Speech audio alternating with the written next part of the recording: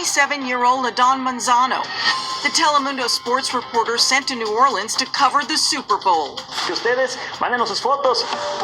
But the dream assignment in the city known for hard partying and celebration would take a deadly turn, leaving a recent victim furious that this could happen again. I'm pretty angry, and I'm angry because the justice system failed.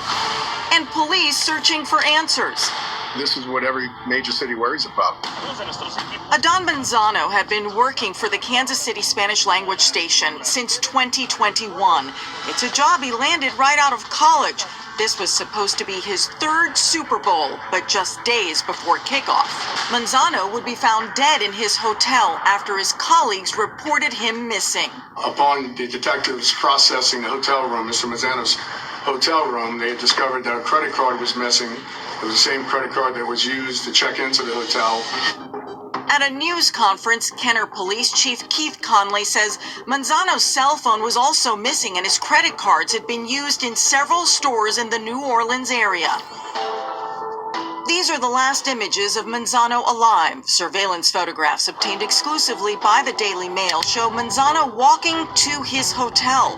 Police say the woman in front of him is Danette Colbert.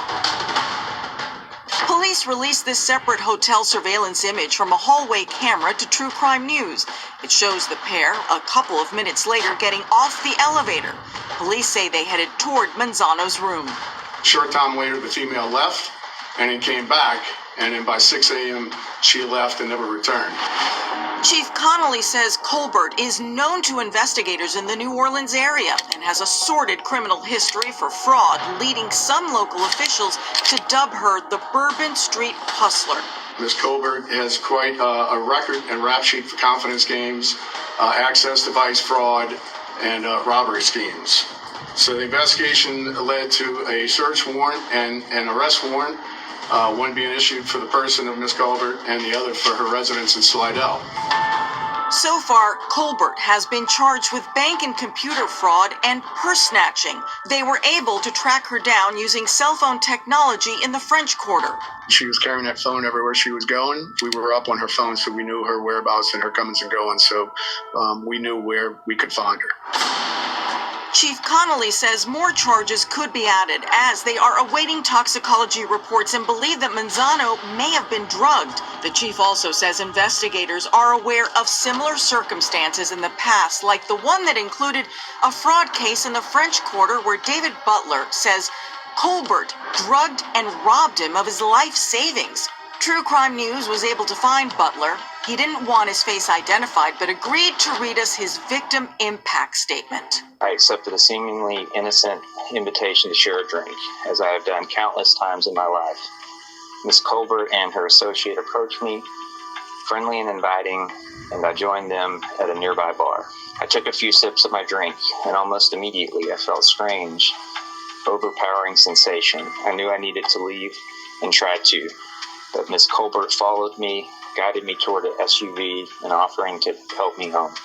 When my friend finally found me, he thought I might be dead, and even after I regained consciousness, I felt lost, unable to think clearly. The ordeal was a nightmare from which I have yet to fully awaken. Despite asking for a tougher sentence, a New Orleans judge sentenced Colbert to 5 years probation, and police fear there are other cases they don't know about. Every day we're learning more and more. So she is a career criminal. Her criminal history consists of these confidence games where she lures men into her confidence. They end up incapacitated through some means. By the time they come to and they're disoriented, she's already taken off with their property, their money, their credit cards. Meanwhile, it had been a difficult year for Adon, whose wife, Ashley, tragically died in a car accident last spring. Their young daughter, already without her mother, will no longer have her father to raise her. As a father, it saddens me, but as the chief of police, it infuriates me. So, and I can say that these detectives that have been working around the clock on this case, they do so because of that very reason.